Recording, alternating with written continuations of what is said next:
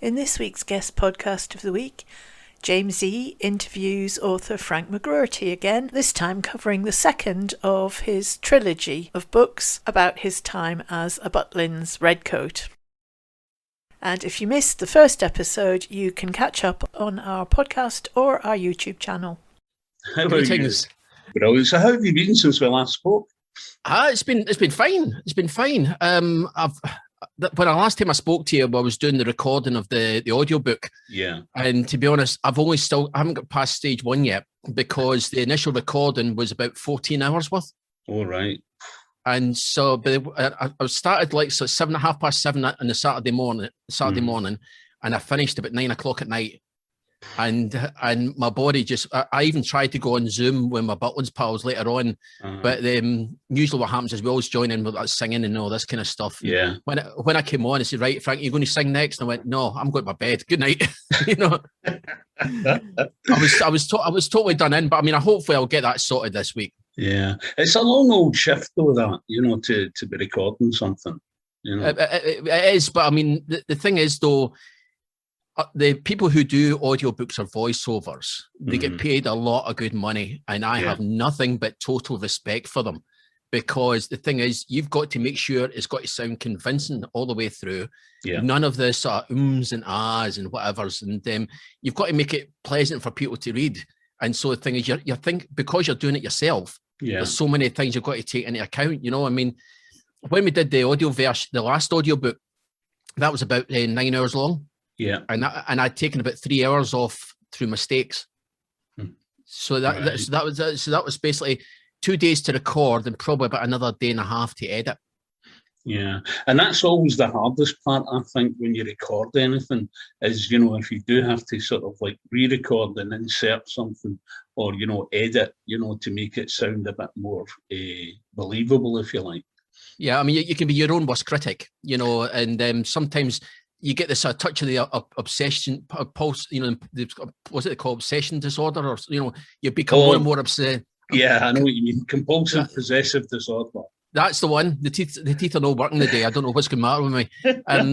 But the thing is, you become paranoid when you think, is this going to sound right? Or even when you're doing the writing, when you're writing it down, you think it sounds all right, but then you start thinking, how are the other people going to perceive it? Are they seeing it the way you're seeing it? And the thing is, when you go over it time and time again, you become blind to it. You don't, the things don't hit you when people can look at it for the first time and say, that's not right, and you try not to go over it too much. No, I completely get that. but certainly when it comes to recording audiobooks, it's a marathon, but it's great at the end when you see stuff coming out, because it really is. It means a lot especially when people put reviews on it saying how much they enjoy it. That's brilliant. Yeah, I must admit, I keep getting emails from Amazon, offering me free trials of audiobooks. And in all honesty, it's not for me. I much prefer to read the physical book and use my own imagination to, picture. And I always feel that if I'm listening to somebody telling me the story, I'm going to start imagining things from their perspective based on how they're reading it, I might be wrong in that, I don't know, but that's just my own personal opinion. It's Jack and Ori syndrome, isn't it? Yeah. but the thing is, though, when we're talking about with the audiobooks, it's I mean, it is a performance more than anything else. And the thing is, what you're saying is correct. There are people that like the idea of having a book in their hand. Yeah. Some people like the idea of the Kindle. And so what I was trying to do with my books is try and sort of cover for the different tastes. Yeah. Some people like the book, some people like the Kindle, other people like the audiobook, because at the time, and I never even contemplated the idea of doing an audiobook. Yeah. And then when certain people said it, then I thought, why not? May as well just complete the set. Yeah. I mean, for me personally, it's always about the physical book. Having the physical book. But I do love the Kindle for when we used to be able to travel, so if I was on like a long road journey and I wasn't driving, or a train journey or a plane journey, Kindle was great, to be able to catch up on stuff. They have every sort of setup has its own merits, because they're different. There's specific audiences for that particular kind of medium, and whilst I totally get the idea about the paperback, and the thing is, I'm a traditionalist. I'm certainly not going to knock tradition, but certainly you've got to show progress. You've got to sort of move on with the times, and that's to say kind of. I mean, it's one of those things when you do the audiobook, it's something you've got to build yourself up for. Because you've got to make sure you've got plenty of the calorie intake up to speed. It's almost like you're trying to run a marathon, I can understand that. But when you do it, it's such a brilliant feeling when you get the finished product. I mean, that's the kind of approach I have with everything I do. When I'm writing a book or doing something, when you produce something at the end, and people come back to you and say that they enjoy it, that's brilliant. Yeah, that's the thing. I mean, most people that write books don't try and do it to become rich and famous. I mean, but then on saying that, if somebody said to me, I'm going to give you so many book deal for X amount of thousands, I'd bite your hand off. But when it comes to the vast majority of people that write books, they do it because they enjoy it, and they basically want their stories to be heard. Yeah. And when people come back and say how much they enjoy it, that's all you can ask for. Absolutely. And see with the audiobook, this is something that's always not concerned me or confused me, but I've always had a wee bit of a wondering about it. Is there a similar sort of editing process to, when somebody proofreads a book? Is it a kind of similar process, or is it totally different purely because it's recorded? Well, there has to be some tweaks. Because see the thing that you highlighted on about how when you read the book, it puts the images on your head. But the thing is, now you're looking at a different audience. So the thing is, what you've put it down as a manuscript, take away the manu part, and it becomes a script. Right. Because you cannot read directly from the book in the form of an audiobook. So things you've got to say, right, this is a whole new kind of audience. You can't sort of go into the certain phrases, or when you look at a book, they might sort of put certain bits of punctuation in at certain points for emphasis or highlight, or inverted commas in certain things, something like that. So you have to make some changes there. You can't say, I really like this, he said in inverted commas, Yeah, no, I get what you mean. Because obviously when you're reading from the page, you don't really pick up on the punctuation in that respect. It's much more like, for me anyway, it's much more like a conversation. So I'm talking to you just now when I'm reading the book. It's almost like I'm talking to you at the same time as I'm reading the book. Yeah, absolutely. I mean, it's I mean, think about. I mean, people who maybe read plays, they open the plays, they'll read the plays, but the thing is they have to actually see it being performed to get the full impact, what it's all about. And the thing is, there are people that probably don't look at books; they just look at audiobooks, and so you obviously have to take them into consideration the way you're putting it across. So you have to basically change the manuscript into an actual script format. So you're performing basically a one-act play. Yeah, aye. And I've done a few of them in my time. It's a challenge. I mean, I do love challenges. Absolutely. I think personally for me as well, you have to challenge yourself with stuff. I mean, going to do the radio stuff from home was a huge challenge for me in the beginning, because I didn't have the proper kit to begin with, so I had to get kit, and then I made a few mistakes when I was buying kit that wasn't quite up to scratch, so I then had to get more. So it's all about overcoming the obstacles, isn't it? Well, I mean, when we're talking about obstacles, I will give you the classics. I can certainly relate to what you're saying. I can give you a classic example of overcoming obstacles. Myself and the main man, Mr. Michael McEwen, okay, we first teamed up in this, must be about 2006, and we did the shows in Ferguson Park Radio. And eventually we moved on to the online broadcasting. And the thing was, when Ferguson Park Radio stopped, we then had to find other ways of recording the show. So the thing was, I would have to travel to Mike's home with a mini disc player, a mini disc recorder, and either we'd be sitting out in his back garden, or sometimes we'd actually sit in the front seat of my car to actually just record the dialogue on there. And so it'd be a case of record the dialogue, take the mini disc home, and then edit it. Yeah. You know, and so we had to go. We had basically had to find a quiet spot where nobody would disturb us, where we could just record 10 minutes of dialogue. Yeah. And I can certainly relate to what you're saying. I mean, now it's much better. I mean, likes of I've got my mixer, I've got the microphone and all that kind of stuff. I'm trying to move it more and more into the sort of the professional element, because I'm at the stage now where I've been doing it long enough to realise that you've got to try and make it sound as professional as possible, and that's what I try and do now. Yeah, no, absolutely. So, Don't Mention Heidi High. Yes. Book number 2. Yes. In your series. Yes.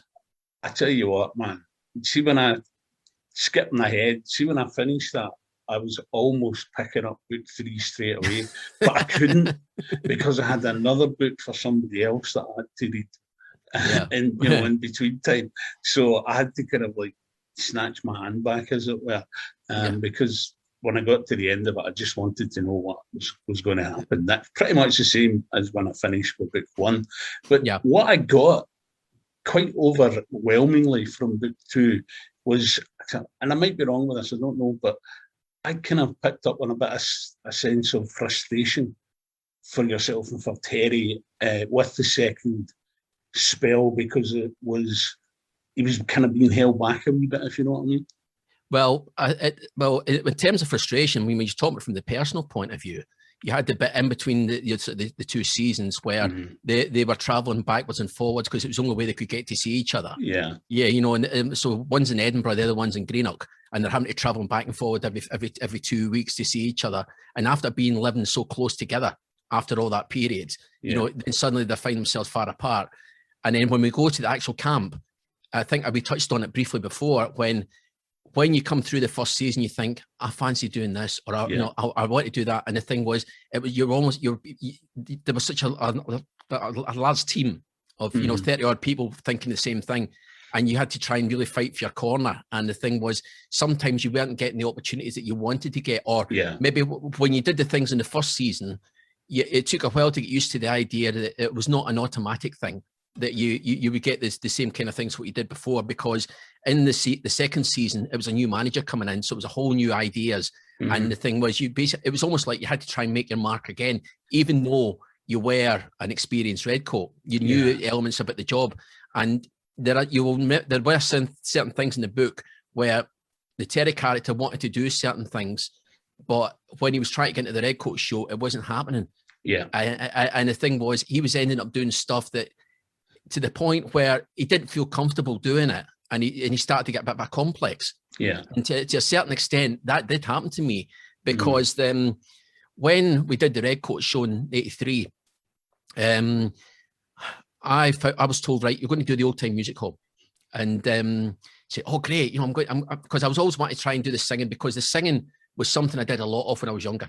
And the thing is, when the voice broke, I wanted to get back into it again. And then when they said, right, singing the musical theatre, Old Time Music Hall, I thought, great, magic. Then they told me I'm going to dress up as a zombie. And they made a coffin especially for me, right? And the thing is, every night, every week, they were putting this white grease paint on me. And it would take forever to get off. And you get the compere, Chris Drake, would be in the dressing room, and he's getting shoe whitener. He's putting shoe whitener in my hair. And I've got to come on pretending to be a zombie. And then when we're doing the Redcoat show, they were talking at one point, they were sort of giving out the parts. And this is one of the times, and I did touch on it in the book about how other people were speaking up for Terry, saying, he's a dancer, but he's not doing anything. And eventually they said, oh, we've got other things planned, what will happen. And it ends up playing the part of Fagin and Oliver. So when he's playing the part of a sort of a scrawny, sort of almost like weird creature like Fagin, and doing the coffin zombie, you think it's enough to give him a complex, And it wasn't until later on that I started to sort of the Terry character, and it was the same thing with myself. I started to sort of get used to the idea and try to say, well, let's try and sort of make some use, try and use it. And so when we were talking about with the zombie character, I was starting to put in my own ad-libs about what, during the course of the show, rather than being sort of saying, oh God, I'm being typecast as a zombie again. you know, because, and I used to say I saved a fortune in makeup. And at one point, when people all just saw me in a coffin, I was getting kind of labelled, and it was a difficult one to try and get a hold of. And it wasn't until I actually started doing my stand-up stuff that people then saw me in a different light again. Yeah. Because with the story we touched on last time about the Prince Charles. Yeah. And it was then, up until that point, all people saw me was as this sort of scary, creepy type of guy. And I kind of felt uncomfortable with that. But as soon as I put a set of plastic ears on, wallop, you know, suddenly it all changed.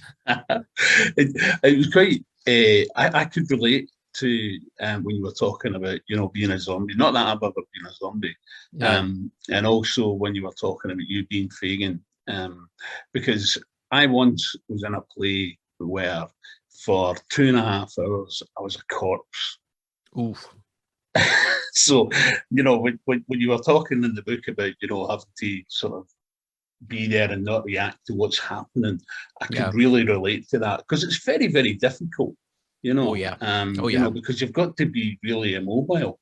And then when you were talking about doing the Fagin thing, I actually played Mr. Bumble in a version of that particular show, and I thoroughly enjoyed that. You know, I didn't want that part. And when I was casting that part, I was like, God, you know. Yeah, exactly. But when I got into it, and what helped me actually was really watching Harry Sheehan in the movie. Yeah. Not that I portrayed Harry Sheehan, but I picked up a lot from watching him in the movie of how I should actually comport myself, you know, when I was on stage for the part. So it kind of worked out in the end. But the whole thing with the plastic ears and the Prince Charles, that did make me laugh out loud, because it did make me think back again to, you know, TV series back at that time where you had people doing impressions of, you know, the rich and the famous, as it were, you know. Who do you do? And I can't remember who it was. There was one person in particular who used to do Prince Charles all the time. But there was a guy called Fogwell Flax. That's it. Fogwell Flax. And I remember thinking at the time, watching him, I thought he was really, really good. And did that kind of help to influence you, or were you sort of looking at it from a completely different perspective?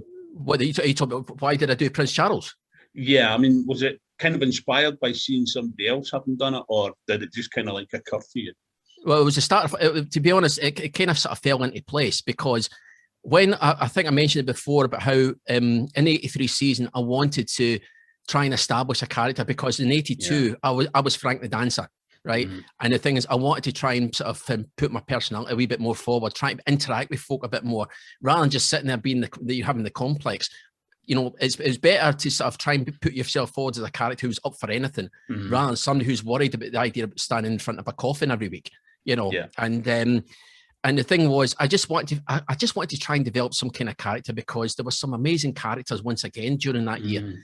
And same, I mentioned about Big Joe dressing up as a schoolboy, and I thought, well, I'm not going to compete with him, because Joe was in a class of his own when it came to comedy.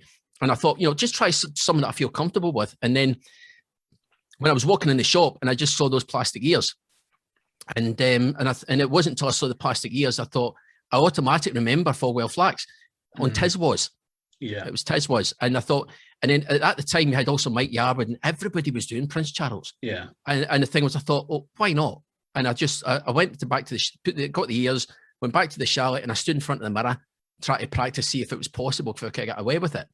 And eventually what happened was I just went down to, we went to this evening meals this morning, and I just suddenly put the ears on, and suddenly I'm starting doing all the hand actions and all this kind of stuff, and the punters were buying into it. They loved it. You know, I mean, I was getting sort of there, not shaking hands and sort of greetings, Your Highness, and all this kind of stuff. And the other red coats could see what I was doing, and they were playing along with it as well. You know, and I thought it wasn't going any further than that. And it wasn't until later on, Chris Drake's son, Charlie Drake's son, Chris, who was a compere at that time, he just. I think I was on theatre duty afterwards, and he said to me, when we were doing, I think they were doing the fire check, and we just said, you know, can you spare 5 minutes? I said, sure. And they just said, do you fancy doing that as an act? And I thought, well, yeah. Well, I mean, I've never done anything like that before, because it was always just dancing, maybe the singing, but never doing comedy. And he says, listen, don't worry, I'll help you. And he ended up writing half a dozen gags. And he just says, right, learn those gags. And I said, we can maybe come and see me maybe sometime later on in the week, and I'll maybe take you through some gigs to help you get through the routine. Yeah. And well, thankfully, I knew a lot of those gags anyway. And he says, he was teaching me things about stagecraft and walking on and walking off, and when to pause and all this kind of stuff. And he was coaching. He was such a big influence on me, Chris Drake, in terms of trying to sort of get the foot in the ladder in terms of performance. And the thing about saying, you do this, you will get laughs. It's just a case of don't rush it, take your time, and you'll be fine. Don't worry about how long you're going to be on the stage. Just leave that to me. And he's taught me through it. And the thing is, he was such a big encouragement. And he says, right, the weekly talent show, the junior talent show, I'm going to put you on as a guest artist during the course of the week. And I thought, well, I always fancied the idea of doing some of the Red Coat show, but that's a great way to start, Yeah. What I'm almost been trying to be me. And so the thing was, he said, I'll make sure you're on duty that night. I'll speak to the boss and I'll make sure you're detailed to that show. So I was detailed to the show, and we're there to sort of work with the contestants. And so I arrived there about 45 minutes earlier than I should have done.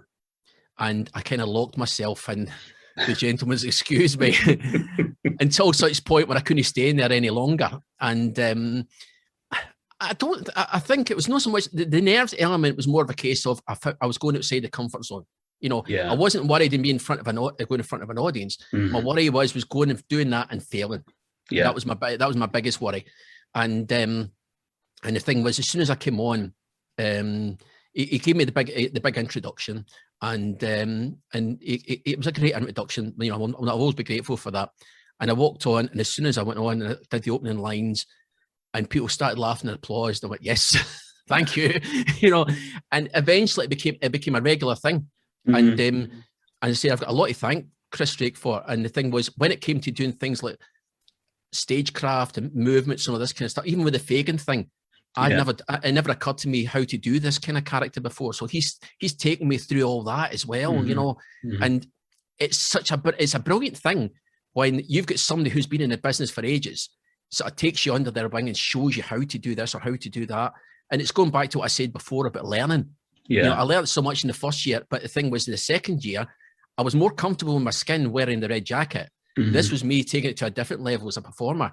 And it wasn't then, whilst being initially frustrated, as you said, during the course of the start of the year, once suddenly I found myself doing a solo spot at the Red Coat show. And I even got used to the idea of doing the ballet routine. The ballet routine was another thing where I had to sort of suck it up, if you pardon the expression. Because the idea of me putting on women's tights and dressing about in a tutu, but in the end, that routine got the biggest applause of the night. But a lot of that, I would have to say, was down to Joe. Yeah. Joe was the main character in that ballet routine, but the whole thing, people would actually go into the first house and come back in the second house just to see that routine. Because as soon as he mentioned the ballet, wallop, and you can actually see that routine on stage. Yeah. It's on YouTube. It's on YouTube. Is it? I'll need to check that out. And is it a recording of the one where the place had been flooded and you were all slipping, or was it drier than that, if you like? That happened. That happened on another occasion when they were talking about. See, it actually happened twice. In the sense that we hit the deck one night. But then the following year, they did it again. No, in 85 they did it again. Joe, I was not a Red Coat after that, and Joe was told me about it. And the thing was, because we kept on falling, and that was the thing. That was the story he kept on telling us what happened in 85, and so I was kind of combining the two. But the thing with the water coming in, that is true, because we actually ran around the theatre, and the carpet was absolutely sodden. And the thing was, Joe hits the deck, so we had to basically throw ourselves down on there as well, basically to give him time, because if we didn't, we would have caught him up, and that would have been the whole thing ruined. So we hit the deck, and And at that point, you know, we managed to ad lib there and then, but how long it took him to get the roof fixed, I have no idea. But that story about him sliding across the floor, that is a true story. Yeah, because it's often when things like that happen, you know, that are completely unexpected, if the people that are involved in it react properly to it, nobody will ever be any the wiser to the fact that it wasn't actually part of the routine.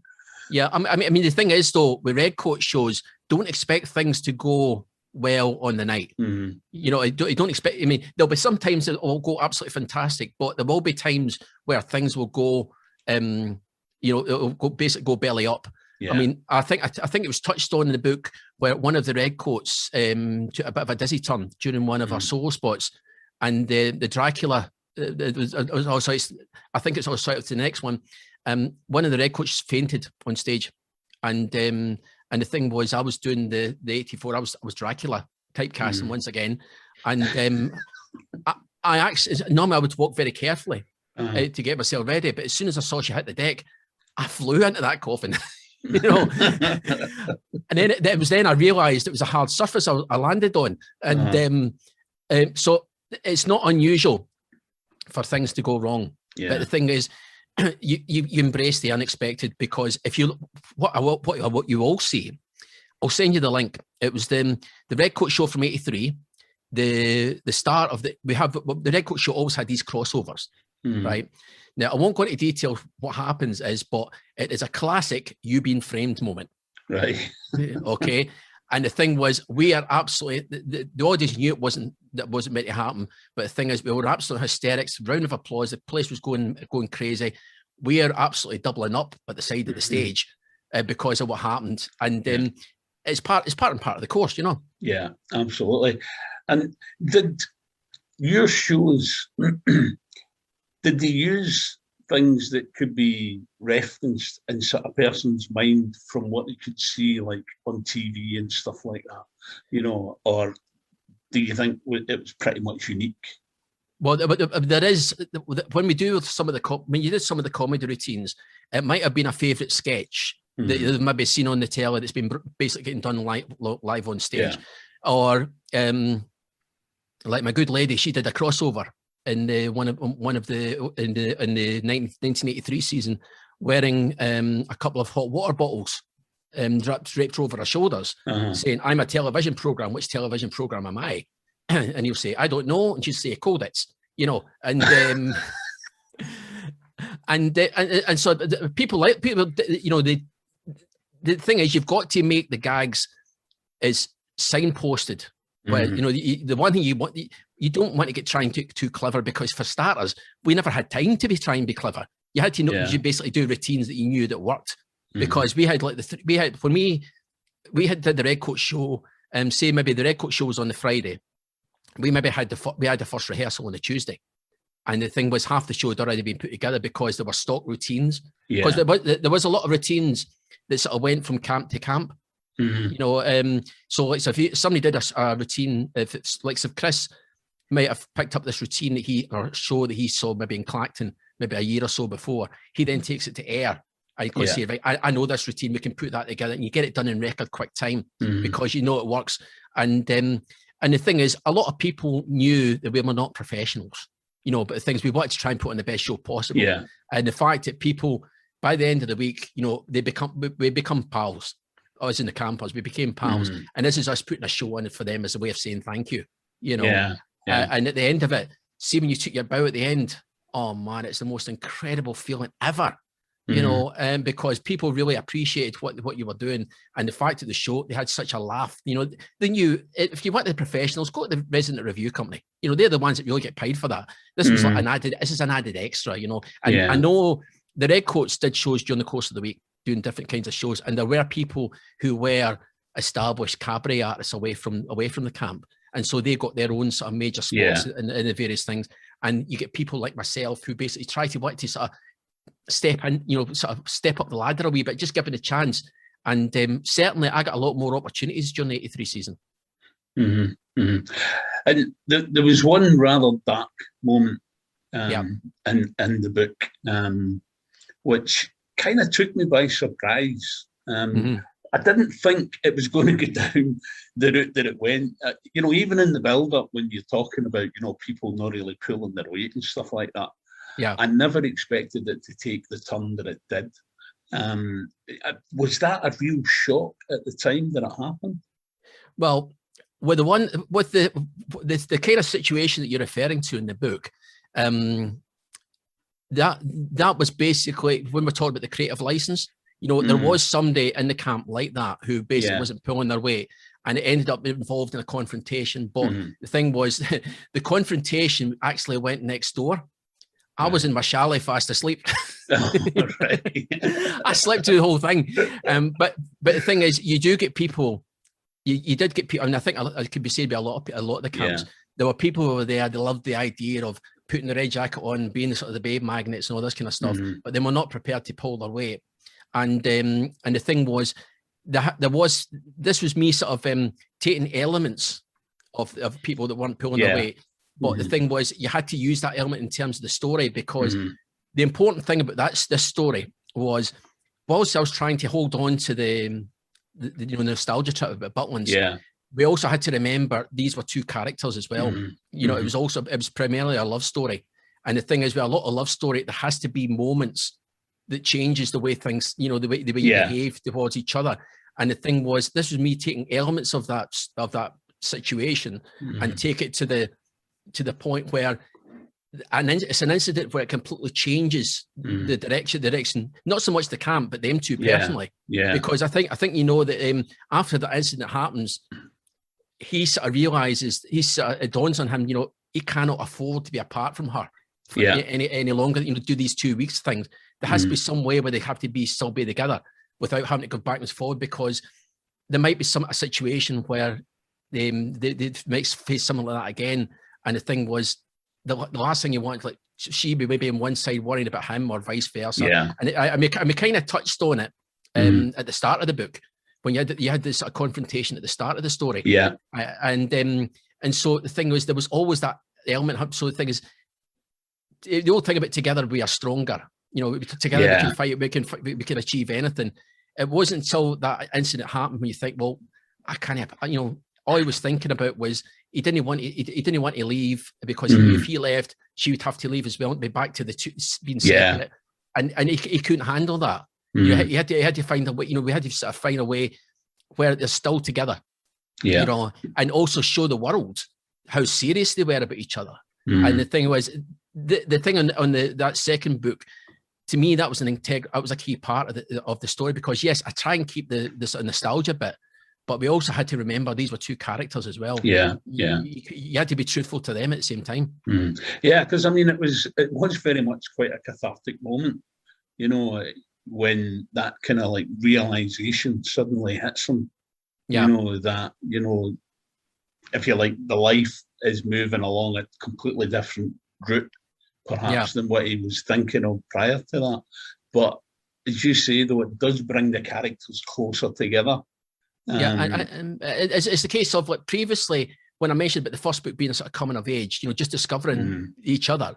And the thing was, then the second book was all about them as a relationship. Because, and the thing is, he's a year older and hopefully a wee bit wiser, and he's now starting to think for himself. And when certain things were happening, he just felt deep down, this was something he didn't want to let go. It was something, it meant so much to him. Whilst the job was brilliant for him, he loved doing the job, and he still had these ambitions and challenges. There was, on the other side, this lady that came into his life. It was the first time it had ever happened, and he just didn't want to let it go. And because somebody, apart from not pulling their weight, decides to try it on her, and suddenly think, there's no way I'm going to let that happen. It's about time people know that them two are more than just a couple. They're serious, and they want to basically move forward together. I was thinking to myself when I was reading the second book there as well, and I was just wondering, were there ever moments when you were kind of like putting the book together whereby you had to get somebody's second opinion, as it were, because you weren't sure if what you were thinking, was actually what had happened? Ooh, to be honest, no. Oh, right. That's good. Because what it was, that period was such a strong, 82 and 83 was such a strong period for me, especially 83. That was the year I got engaged. And And the thing was that there's certain things that remain in your mind forever. Now, I said before, because there was always going to be some blanks in there somewhere. And so that's where the creative element came in. There was some characters you had to put in there, and to try and sort of address the balance, because I said we're looking at two things here. We're looking at the journey from the Butlins point of view, and we're looking at the journey from the personal point of view. The personal point of view had to have the you bringing in characters, and the idea of not just case of focusing too much on them. You had to look at like the chalet mate situation. Yeah. You had to bring that in, and there were elements of truth in that, in the sense of the conversations I had. But I mean, I was just sort of taking it to another level, know. And the thing is, because people, I put it right from the very beginning on page 1. This is a work of fiction. People say that never happened. They'll say, well, it's not biography. Yeah. Even though I know myself what's true and what's not. And I think it's a case of certainly when we're talking about the sort of journey and stuff like that, it's I think I just went with the flow. I was more concerned in putting together something that people read and people enjoyed. I mean, there will be questions obviously saying, did that happen or did that happen? And a lot of occasions it did. But I'm not saying what happened, which one, The only reason I was asking it was because obviously, as I mentioned the last time round, never actually been on holiday to Butlins. So that sort of aspect of the story was quite, unique for me. Although I'd been there like as a day tripper and stuff like that, I hadn't actually spent any time as a holiday maker. But I knew people that had done similar things. And they had told me stories, which kind of reflected in your books, from a different perspective. And I was just curious as to whether or not, you needed to go back and ask somebody, like say maybe your wife, do you remember such and such? I thought this is what happened, and she might say, oh no, it was actually this that happened. Well, when it came to the actual engagement, that is 100% accurate. Right. That's 100% accurate. When it came to the build, the only difference was in the build-up was in the Terry and Angie. He basically proposes, right? The thing is, we always knew it was going to happen. Yeah. That was the main difference. We knew it was going to happen, and things, right? We're going to get engaged on that day. And the bit at the station, everything was accurate. And but the thing was, he proposed to her. But the thing is, with us, it was a case of we're halfway through the season, and we just kind of knew we were going to get engaged. Yeah. But we did say, right, we get engaged, but we're not going to name any days of that until we actually get work. And it was a natural. I mean, I said to you before, when you were for a couple being together more than a fortnight, you expect to send out the wedding invitations. I was actually just going to say that. Myself, because there was, I don't know about nowadays, but certainly, a good few years ago, there was that kind of expectation that as soon as a couple announced that they were going to get engaged, it was kind of expected that there would be a wedding, sort of fairly quickly. As I say, it might be completely different nowadays, I don't know, but I just, I could relate to what you were saying at that point, about, and especially when he gets asked, have you got in any trouble? Aye. It was a kind of stock question, wasn't it? Aye, because that's where they used to get the gag about when somebody proposing to his future wife. It was one of those modern day proposals. You're what? That wasn't the thing. Was with me. As I said, it was a natural progression. We always knew it was going to happen. Yeah. Some people obviously were very bit skeptical of the fact that we weren't in full-time work, which is fine. I didn't have a problem with that. I think it was just a case of saying, right, we're engaged. This is going to happen at some point. We don't know when, but it will happen. And it was just a natural movement. And to be honest, the guys at the camp weren't surprised. Maybe what they were surprised was in the manner that I got engaged. Yeah. That was the only maybe surprise out of that. But certainly there's been a lot of instances, not just amongst Redcoats, but other members of staff as well, where they met their other half whilst working at Butlins. So, certainly we weren't anybody different, but certainly I think because of the way the way Terry's life progressed, it was almost like a natural progression. And I think with us, it was a natural progression as well, you know. Mm-hmm. We knew it was going to happen one day. Yeah. And I think, well, I don't know how other people would perceive it when they read it, but certainly when I was reading it, even before I got into the second book, I had kind of got that picture in my head, you know, that because obviously I knew a bit of the background anyway. But, you know, I had this picture in my head. I didn't think that the proposal was going to happen in book 2. I'll say that straight away. So I was a wee bit surprised at that point in it. But I did always think that it was like the end game, if you know what I mean. And the whole sort of story. But when it happened, when it did in book 2, I was just like, all right. I can understand now. Well, that was one of the things I was trying to get in terms of saying as from the couple's point of view was what next? You know, it's a case of, right, they've done the two of them have done a second season. This time, both of them were redcoats. And so the thing is, you know, they're not even thinking about it. Now they're engaged. They want to try and get regular work. Will they find regular work? Will they be asked to come back next year? Do they want to come back next year? If they do, what do they want to achieve out of it? You know, and that was the sort of question I was wanting to hang over people's heads at the end of the book, because, and also the thing was, when I was speaking, when I first came up with the idea of the books, initially I was just going to do the one. And the thing was, this was Joe, you know, God rest him, he's no longer with us. He said to me, he said, no, you don't. You were there for 3 seasons. Do 3 books, you know, and it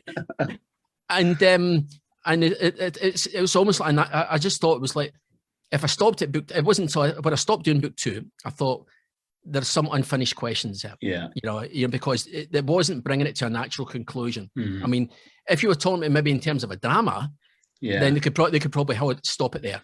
But in terms of this was being billed as a trilogy, so you had to find ways of keeping it going. Yeah, and sometimes when you're writing a book like that, I know from speaking to other authors that they start out and it's one book, you know, that they're going to write. And they themselves perhaps don't see, you know, that, no, I need to take that to the next step. And it's, you know, it's maybe like a proofreader or an editor or someone like that says to them, you know, you can't leave that there. You know, there has to be something that goes on after that, you know. And while one-off book, you know, is fine, but I sometimes find myself reading books and it comes to the end and I think to myself, but I wonder what happens next. Yeah.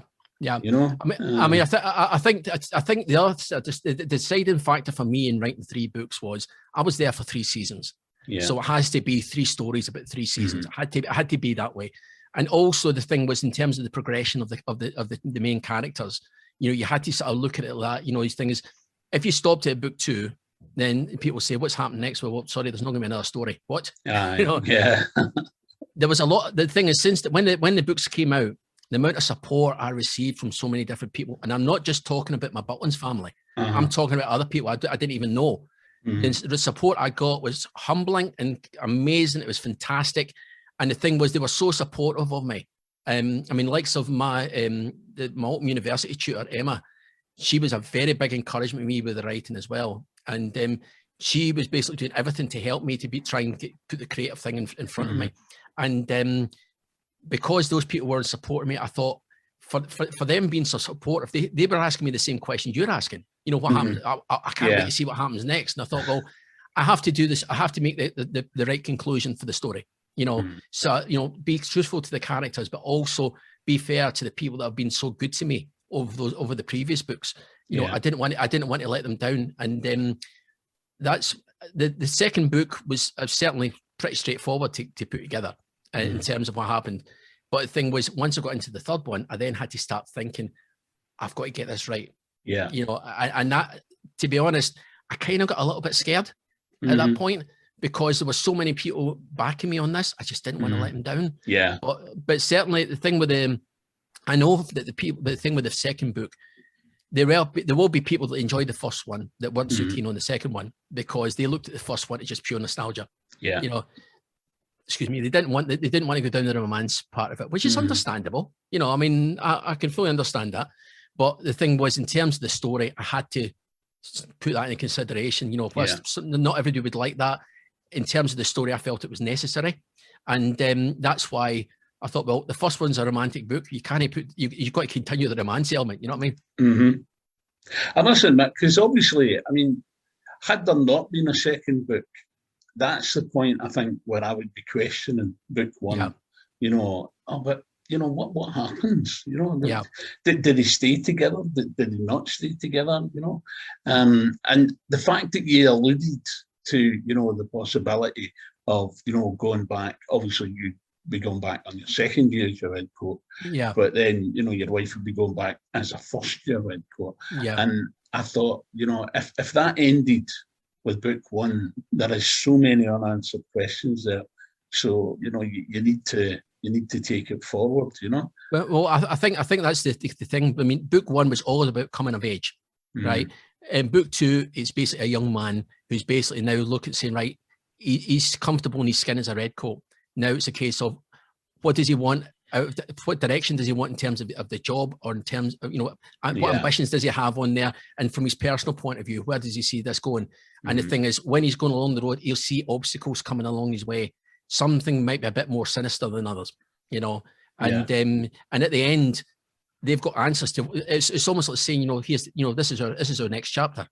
You know, we keep referring to it, saying, you know, this is the next chapter. You know, here's to the next chapter. And it was all. I mean, I hate using the word journey, but to be honest, that's basically what it was. Yeah. The journey personally and professionally, because he's sort of had his foot in the door in such a brilliant professional environment.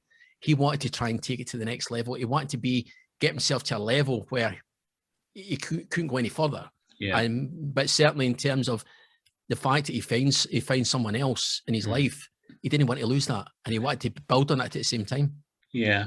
The other great thing for me with both books as well is that it helps me to form a really vivid picture of, if you like, holiday camp life.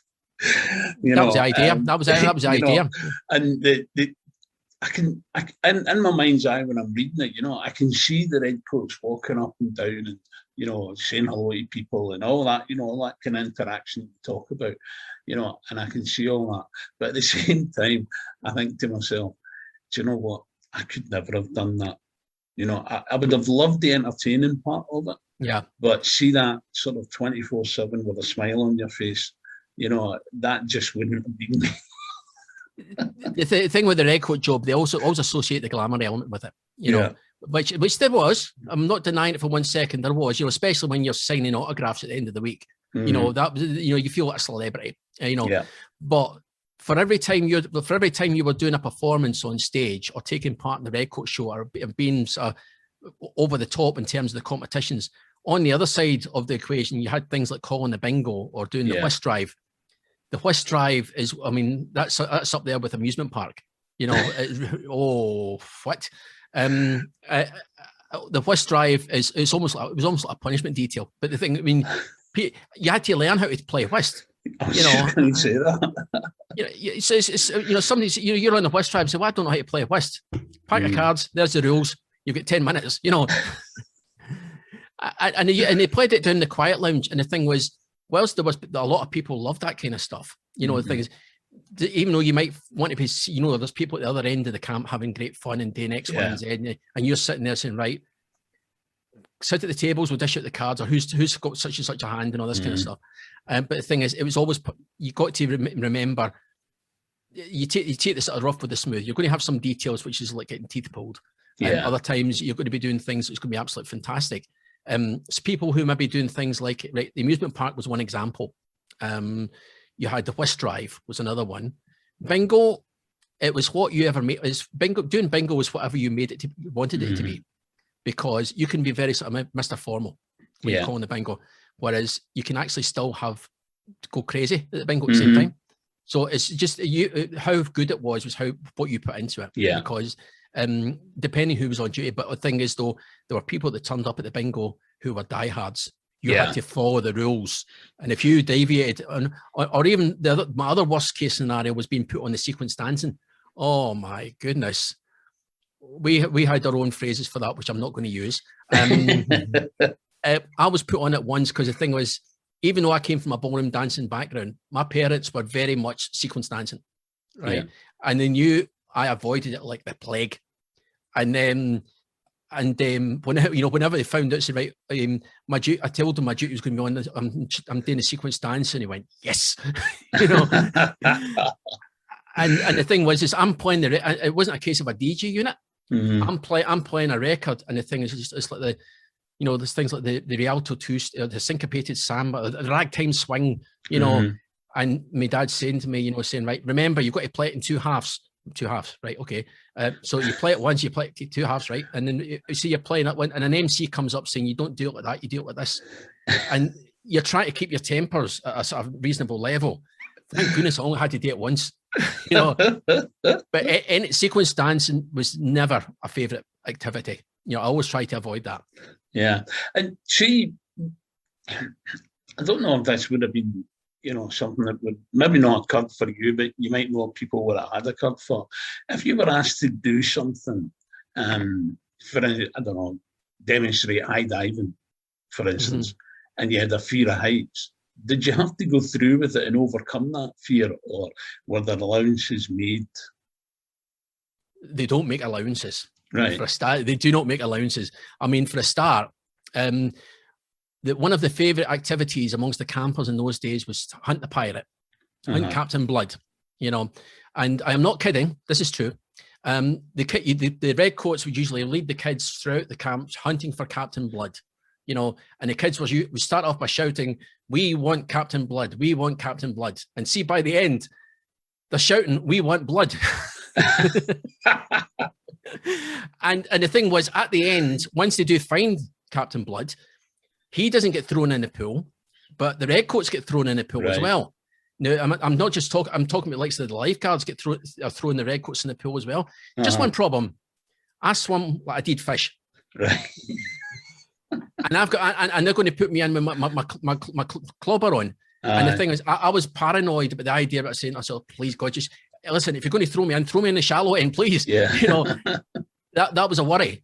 But the thing was, a lot of people used to view redcoats as being indestructible. Yeah.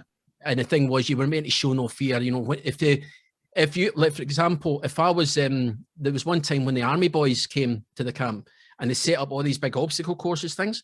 And the thing was, one of the things you had to climb one of those walls. Big climbing frames. Yeah. And so you got these big, I think they were Marines, standing at the top, and I'm going up there. And the thing was, I had no power in my legs.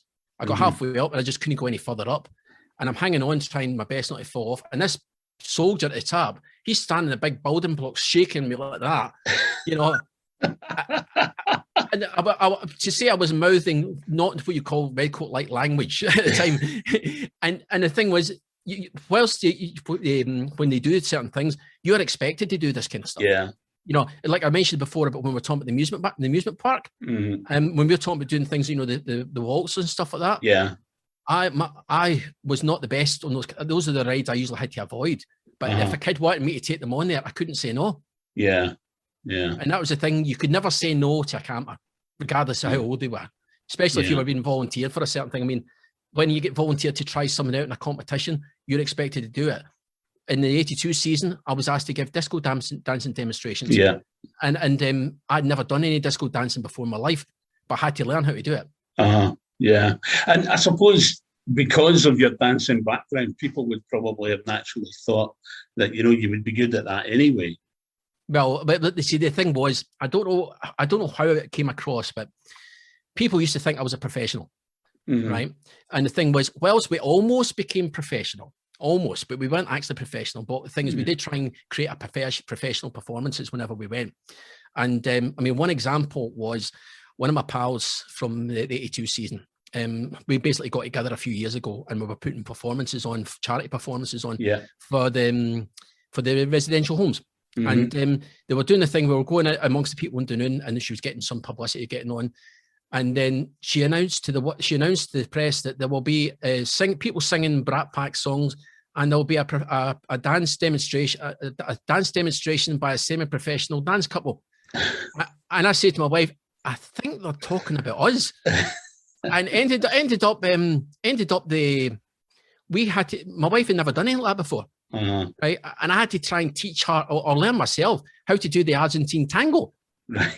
So I had to spend an hour before breakfast going through Argentine tango practice, and we had to try and do that for the show. We basically did a crash course, and the thing was, redcoats were always used to being thrown at the deep end, and you couldn't walk away and say, "Oh, sorry, I can't do that."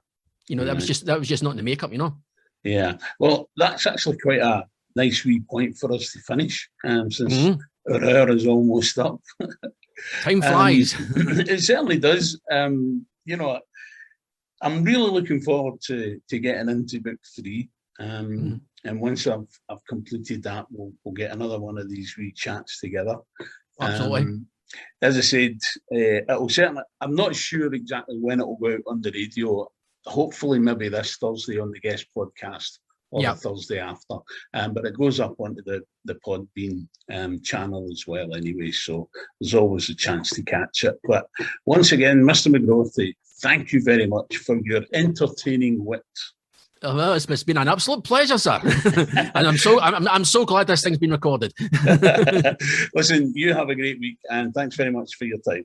No problem. I'll see you again. Ta-ra. Cheers. Bye. Bye.